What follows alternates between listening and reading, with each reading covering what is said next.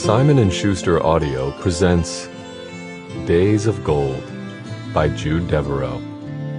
Read by Gabra Zackman.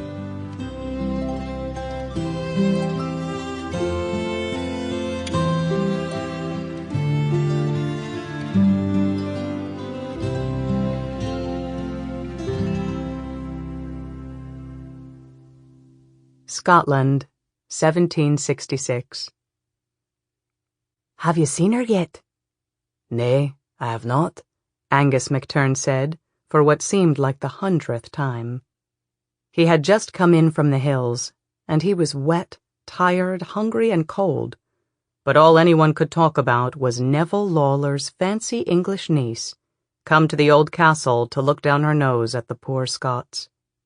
"You should see her," young Tam said, as he tried to keep pace with his cousin's long stride. Angus was usually glad to see Tam, but not if all he could talk about was Lawler's niece. "She has hair like gold," the boy said, his voice cracking. He was just coming into manhood, and what the girls said, did, and looked like was everything to him. "She has eyes as blue as a loch, and her clothes. Never did I see such clothes as she has. They're spun by the angels and trimmed by honeybees. But then you've never been anywhere to see much to compare her to, now have you, lad?" Angus said, and everyone stopped to look at him in astonishment.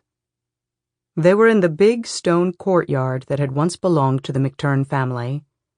Angus and Tam's grandfather had been the laird, but he was a lazy old reprobate who'd gambled and lost everything to a young Englishman, Neville Lawler.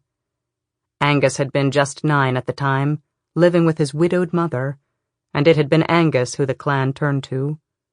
In the 16 years since, he'd done his best to look out for the few remaining McTerns. But sometimes, like today, it seemed like a losing battle to try to make people remember that they were part of the once great McTerns. For the last weeks, all they'd wanted to talk about was the Englishwoman. Her hair, her clothes, each word she spoke, the way she said it. "'Fraid she won't like you?" old Duncan asked, as he looked up at Angus from the scythe he was sharpening. "'Fraid that great hairy face of yours will scare her?" The tension that had been caused by Angus snapping at his young cousin was broken. Sample complete. Ready to continue?